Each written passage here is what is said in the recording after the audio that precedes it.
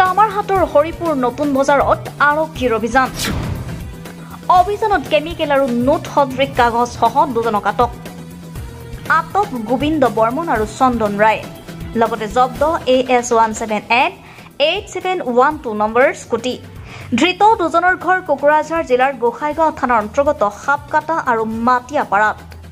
chemical আৰু note সদৃশ কাগজ একত্ৰিত কৰিলে প্ৰস্তুত হয় নকল নোট কুলকন চক্ৰ আৰক্ষী বিষয়া ৰাতুল হালৈৰ নেতৃত্বত চলিছিল এই অভিযান আজি সন্ধিয়া মানে দুজন ল'ৰা আহিলে ল'ৰা দুজন আহিছিল আহাৰ পিছত এজন ল'ৰা মোৰ দোকানৰ সন্মুখত ৰখি থৈ গ'ল আৰু এজন ল'ৰা বাইক লৈ গ'ল আৰ কি ক'তবা গ'ল হেতু মই নাজানো ল'ৰা দুজন যে ক'ৰ পৰা যে আহিছে হেতুও মই নাজানো তাৰ পিছত ল'ৰাটো মোৰ দোকানৰ সন্মুখত 1 ঘণ্টা মান হৈ গ'ল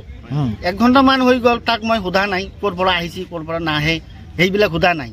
তাৰ পিছত 1 ঘণ্টাৰ পিছত আৰক্ষী দল আহিলে 4জন 5জন আহিলে তাৰ পিছত মই তো মোবাইল টিপি আছো মই মোবাইল ধান্দাতে আছিলো তাৰ পিছত আৰক্ষী দল আহি একদম পুৰা ধাপধুপ মাৰিলে তাৰ পিছতহে মই গম পালো মোৰ ইয়াত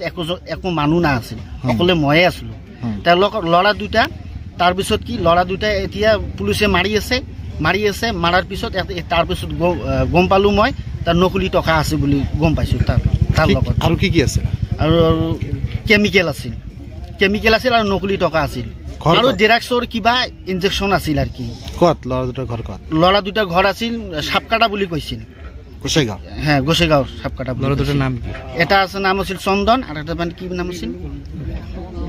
গোবিন্দ বর্মন আছিল দুজন ল'ৰা আৰক্ষী লৈ গ'ল হ্যাঁ আৰক্ষী এতিয়া থানা লৈ গ'ল আৰক্ষী কৰ পৰা আহিছে গোলগঞ্জৰ পৰা আহিছে আৰক্ষী তাৰ পিছত আমাৰ থানা ফোন কৰি লৈ আহিলে